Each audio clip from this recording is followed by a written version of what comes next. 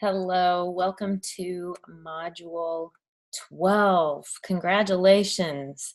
I'm going to start the slideshow. Here we go.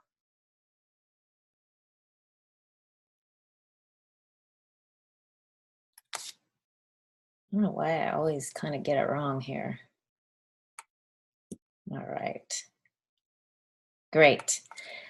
All right, welcome to week 12 of Getting Naked Again Rocks. You have officially completed all of the work for this program, so congratulations. I want to celebrate you. You now probably know more than the average person about nutrition and stress relief and mindset and exercise. So just know that and believe that and be proud of that and pat yourself on the back. So let's keep going here. I want to also encourage you to don't measure your day on what you didn't do. Measure your day on what you did and build on that for tomorrow. Keep looking ahead. All right. So today, we are going to really talk about assessing where you are now and really looking at your toolbox so that you can maintain what you've started and keep growing.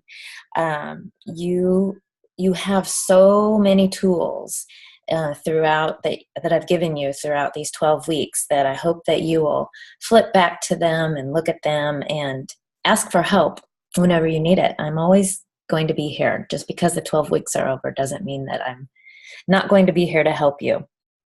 And just know that I'm very proud of you because a lot of the things I've asked you to do are not typically what every American does. And they're not popular and it's going against the grain, having a smoothie every morning or not skipping breakfast or choosing exercise over going out with friends. So just know that I'm proud of you and you are well on your way. So besides assessing where you are now, we're going to celebrate. We're going to talk a little bit about gratitude before meals.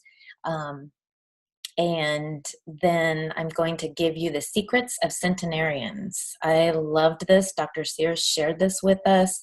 And, I want to live to be 100. I don't know about you, but I don't want to be 100 if I'm not healthy. So there is hope for all of us, right? I do introduce a couple of new things, and it's caring for your skin.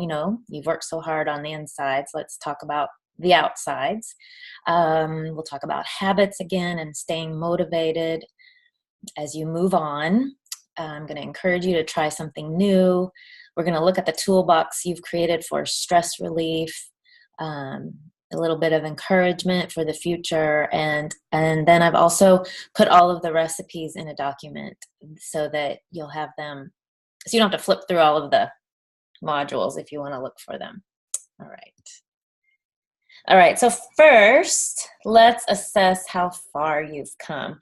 And give yourself, I've asked a lot of questions in this worksheet PDF, and I just want you to give yourself time, give yourself permission to acknowledge all that you've done and how amazing you are, because you've earned it. So really just think about these questions that I've asked, and know also that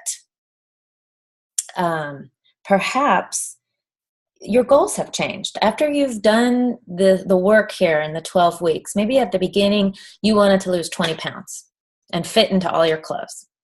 Well, and now maybe after learning all that you've learned, maybe now you just want to sleep more with better quality sleep, stress less, be positive, enjoy your family, enjoy good, healthy food, and maybe your goal is to just be healthy and lose 7 pounds. I say amen to that. I think that is a beautiful new goal. And you'll see why when we get to the centenarians as well. All right, so some of the questions, and I say comparison is an act of violence against the self. Never compare yourself to others. It will only cause you despair.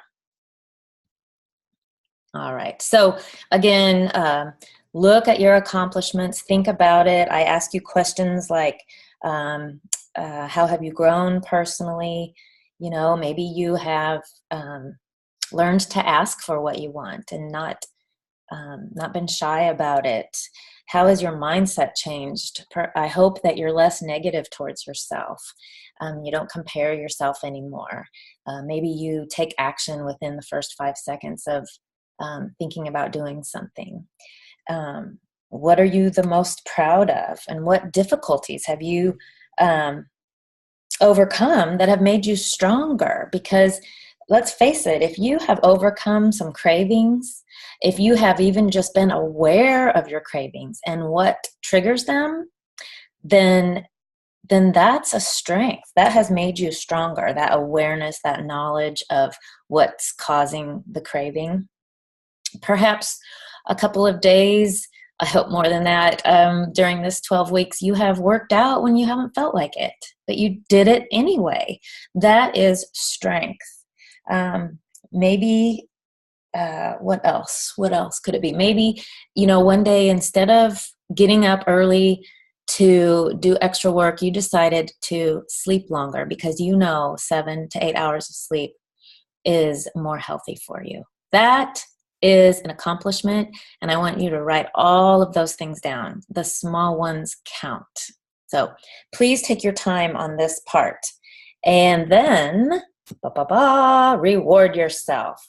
I know this, I am not good at this as well, but we all need to take some time out for yourself. What does that look like? Are you going to treat yourself to new makeup brushes? Those suckers are expensive. Are you going to go treat yourself to a spa day, go out on a date, take a vacation? Heck, you deserve it. Right. All right. So anyway, I kind of kept the 4: mindset, nutrition, exercise, stress reduction, but all of these things kind of can intertwine and go back and forth between the 4 pillars of the program. But I just wanted to remind you to express gratitude before you eat, or before, even if you're at a restaurant.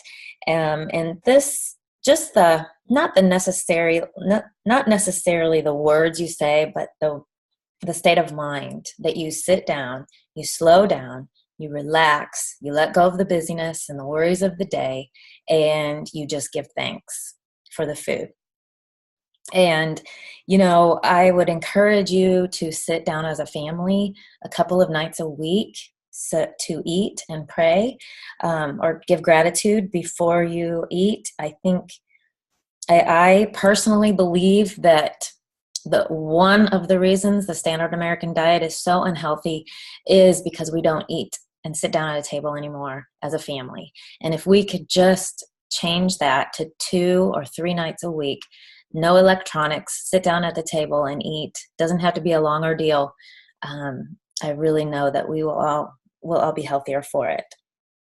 So then my final words for you under nutrition is really this. If you forget everything else, just do this.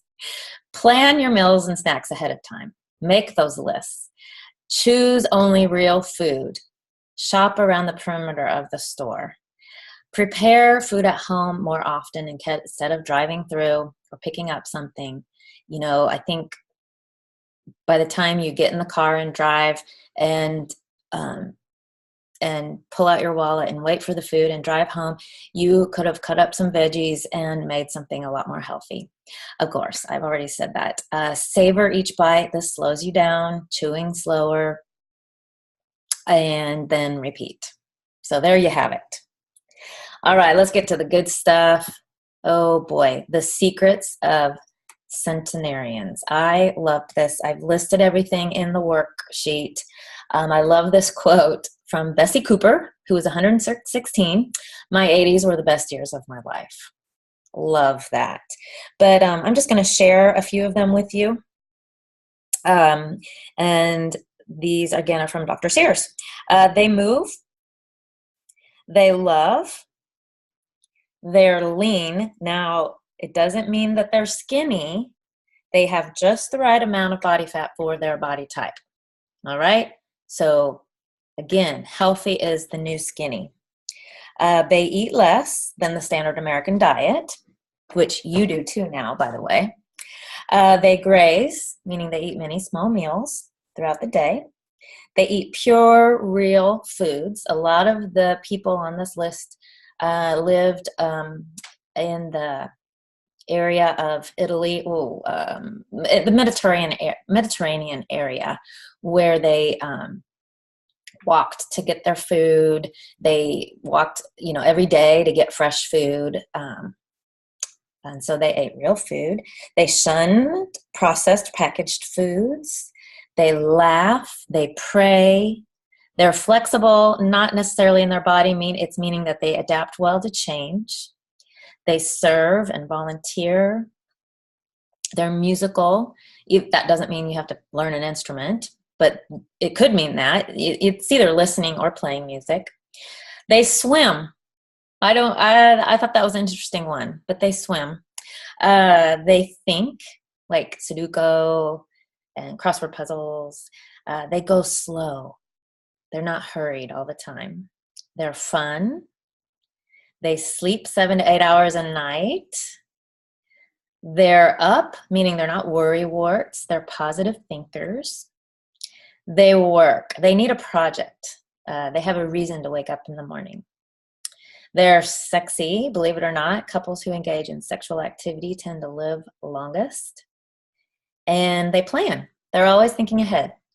So, and then I included the oldest documented supercentenarian was a French woman named Jeanne Calment.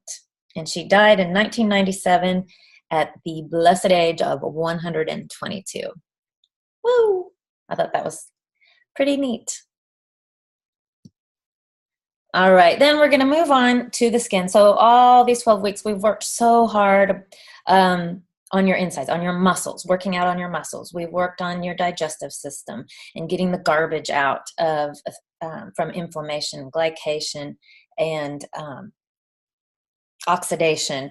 And so now, why would you ruin it all by not treating your skin right? So obviously, the healthier you eat, the better your skin will be. But let's talk about what you put on your skin: the shampoos, the soaps, the lotions, the cosmetics. After all, the skin is your largest organ, so you want to care for it well. And remember this too, your skin, because it's an organ, it absorbs everything into your body. So basically, if you wouldn't drink your lotion, why would you put it on your body? When I heard that, I really changed what I put on my body. So I put it in here, but many of the products that we use now contain dangerous synthetic chemical compounds and toxic materials. And there's the markets are not required to monitor or label their products at this time. The laws just aren't there. So, and also there are numerous loopholes that they go around to be able to label things almost however they want, and they can almost put anything they want into their products. So it's very scary, but don't worry, I've got you covered here. Here are some things that you want to avoid. And again, I'm not asking you to go throw out everything. Cosmetics are way too expensive to do that. Don't worry about it. I didn't do that. As I ran out of lotion, makeup, shampoo, things like that, I used it up, and then I went and researched it on EWG, which I'm going to mention about here in a minute, and just do it that way. So don't feel like you have to throw things out, be wasteful, and spend a lot of money. I can't afford the super expensive natural things, so I get what I can afford, the best for what I can afford. So it's just do what you can. All right, so here's what you can do to protect yourself. Avoid products with synthetic fragrance. The ingredient known as phthalate does not have to be written on the label because of loopholes. So many shampoos and hair gels and lotions and deodorants that have a fragrance should be avoided until laws change. So look for things, check labels that say no added fragrance or with natural fragrance. All right. Again, so with that, just say no to perfumes. I honestly I'm looking at them right now, about 8 bottles of perfume that I got for Christmas last year. And since I've learned about all this, I haven't used them, and they're pretty good. It's pretty good stuff. So I should go sell it and make some money. Avoid parabens. That's the word you want to look for. Besides, they act like estrogen in the body, but they also just are toxic to the body. The EWG, that's the Environmental Working Group, they have a great website that is constantly updated and very comprehensive, and it will give you they rate products. So they'll give you a thumbs up or a thumbs down or green light or red light on certain products. And then just remember, the less you can have exposure to these things, the better. It's very difficult since there's so much out there. All right. Next one is dry brushing. Maybe some of you do this already. I have learned about it and have started doing it. It's one of my habits that I do every day, and I have noticed a difference. My skin is glowing. So I encourage you to do that. You can buy a cheap one anywhere. That you can buy them at drugstores, Walmart, Target, whatever. It loosens the dead scales. So as we eat healthy, our body pushes out the toxins, and one way to push it out is through the skin. Okay, so you have a lot of dead skin cells that if you don't dry brush, they get trapped in your skin, and then it just you just want to clear your skin of that debris as much as possible. So it loosens dead skin cells, it stimulates your skin, it moves the lymph, wakes up your immune system, improves circulation, makes your skin soft, and reduces cellulite. Did that get your attention? Whoop. Yeah, so just get yourself a brush. I have 2 things. I have gloves that I can put on.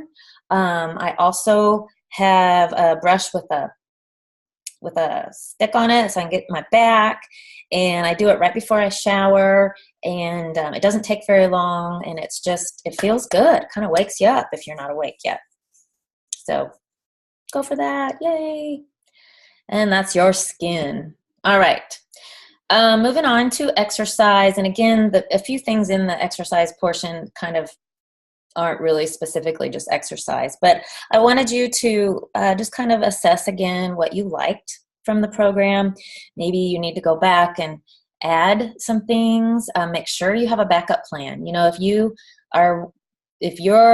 what you like the most is walking, and so you plan on walking every day after work. Well, some days are going to be cold or rainy or just not a good day to go out. Maybe it's a too hot day, one of those what am I called? You know, the bad for you air days. Oh my gosh. So what's your backup plan? You know, are you going to pop in a workout video or go to the mall maybe to work out, to walk, or your gym? You know, make sure you have that backup plan. And also I encourage you to try something new. Maybe you want to try kickboxing or hop on a bike, and just get out there and keep exploring to find movement that you like. Maybe you want to take up golf, or tennis or something like that. Try something new. I really encourage you to do that. All right. So, again, throughout the 12 weeks, we've talked a lot about habits. And if you remember, if you don't feel like doing something, you probably just aren't going to do it unless you act within 5 seconds. So you really have to get these habits into your life so that you do them when you don't feel like it. That's where you want to get. For me, exercise is such a habit. There are days I don't feel like it at all, but it is a habit. It is ingrained in my brain. I don't skip. So I really want to encourage you to know that this will happen to you too. If you do it enough, it will just stick for you. So I wanted to share my 10 habits that I do daily. Occasionally I'll miss a day here or there with some of the things, but I pretty much get these done. I share them with you in the book about how much time it takes me. And, I give myself enough time in the morning to get it done, and I have to scurry off to my job at the church. So, it takes less than 2 hours for me to do this. And here's the first one. I make my bed. For some reason, getting up, making my bed just doesn't make me crawl back in bed. And then I love it when I go to bed. It's a made bed. I make myself some lemon water and I sit down and I journal. Again, all of this is a total of 15, 20 minutes, right? I include meditation and prayer. If I can't get to that in the morning, I make sure I do it when I get home from my work at the church before I start my health coaching things in the afternoon. That's sort of my transition time. I make sure I say my affirmations to myself, and sometimes I combine my affirmations into my journal. That's killing two birds with one stone. And then I exercise and I move. Again, this is not an hour-long event for me. It's usually 20 to 30 minutes at the most. And then I'll eat breakfast. So again, this is, what are we, about maybe an hour into the morning. Then I'll eat my breakfast. And before I shower, I dry brush and take my supplements and, sleep. That's not in the morning. That's just, I make sure that I get my 7 to 8 hours. So if it's a later night, I may get my sleep and then do my exercises later in the day or fit them in throughout the day. So I want to encourage you to write down your habits. I actually typed them up and posted them. My husband thought I was a little weird, but now I've got it down. I don't have to think about it, of course, but I encourage you to make a list of your 10 habits, or 8 or 11, whatever you want. All right, so now with habits, sometimes there are days when you just don't feel like it. The habits aren't even doing it. So I have some ways for helping you get motivated. So again, remind yourself of your goals. So this is just tips for the days you just need the extra nudge. So remind yourself of your goals, post them, keep them in front of you. Another way is track your progress. If you have been tracking perhaps, like, let's say how many miles you've run each week. And so Monday you did 3 miles, Tuesday you did 1 mile, Wednesday you did 4 miles, and Thursday you don't feel like doing it, but you see that you want to get those 16 miles in a week, that should nudge you to do it. Remember to reward yourself. Look forward to those rewards. Put it in your calendar.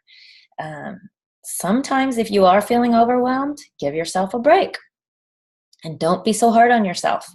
It's in the past. There's nothing you can do about anything that happened in the past. So let it go, move forward. Let it go, let it go, let it go.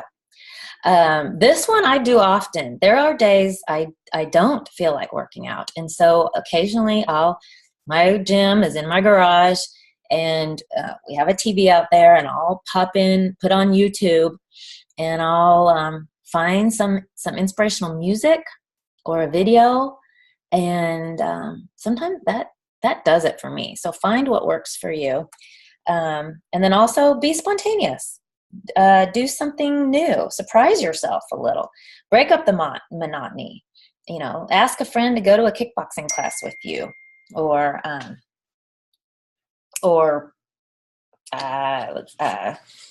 grab a friend and go somewhere. I'm getting a lot of texts here. Sorry about that. Grab a friend and go for a long walk somewhere fun, and break up the monotony. Hopefully that will keep you motivated and keep you happy. All right. Finally, you over the last 12 weeks, you have learned so much about stress, what it does to your body, how to alleviate it. And so there, right there you have it. Dear stress, let's break up. I agree with that. And I love that. And I was so surprised when I wrote this list out for this module of how many things that you can turn to when you feel hurried, when you feel irritated, when you feel anxious, or like you just can't slow down. Maybe you feel hustled or just pressure. And, put this list in front of you and choose which one is best for this moment. Maybe you can you're at work, so all you really can do is breathe. Or perhaps you're at a family gathering and all you really can do is avoid this person. Or maybe it's right when you wake up in the morning, you're feeling so stressed out. Look at the list. Oh, I can meditate right now. I have the time to meditate. So let's look at that list. Look at this list. Look at that. You have so many things to choose from. You can avoid, alter, adapt to the situation, ask for help. Don't be shy about that. You know how to do that. Meditate, breathe, journal. I actually do carry a small journal in my purse. Sometimes I need to just write it out. Oh goodness, I realize my picture is covering the words. I'm so sorry. Be grateful, sleep well and long is what that says. Laugh. You remember you all had to pull out something that made you laugh. Mine was those texting gone wrong videos. And I'm going to see if I can fix this while we're talking. Let's see. Yeah, let's fix this. There we go. There we go. Oops, I'm so sorry. Now we'll just flip right through it. There we go. So pull that out and laugh a little bit. Sometimes that's all you need to get through that stressful moment. Put on some soothing music. Anyone can do that now with our small devices. Go forest bathing, find a tree. Pray, of course. Let go of things that don't serve you. It's okay. I give you permission to say no and let go. Surround yourself with people who lift you up. And then also you can volunteer.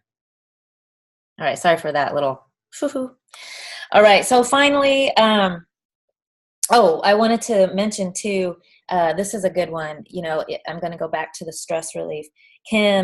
One of the questions I've asked you to answer is, can you predict which tool you might use when?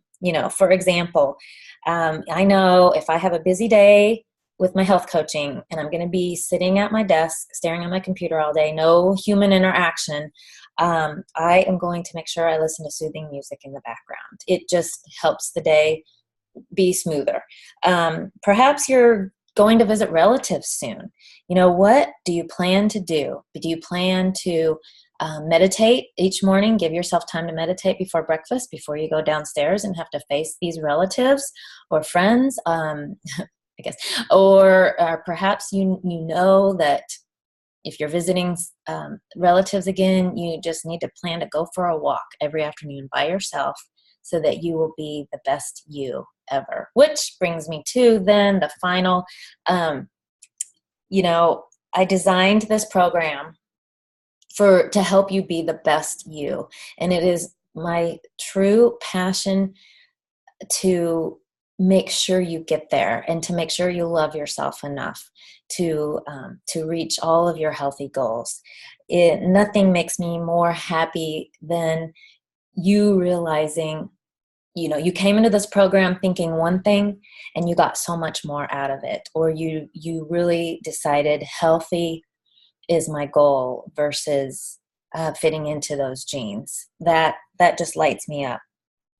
And just remember, this is not a race. This is not a checkoff list. Transformation to be healthy and well is continual. It's never ending. It's up, it's down, it's hard at times, and it's also unique to you. So I just want to, again, congratulate you and encourage you to keep growing, and keep moving forward. If you need continued support, you're not quite where you think you should be, you're afraid to go it alone, let me know. I'm here for you. So we can talk about one-on-one coaching. And finally, just remember, no matter where you are right where you need to be at this very moment. So pat yourself on the back and be proud of yourself. You know, I believe in you, and I just want to thank you so much for allowing me to be a part of your journey. All right. Thank you again. Love you.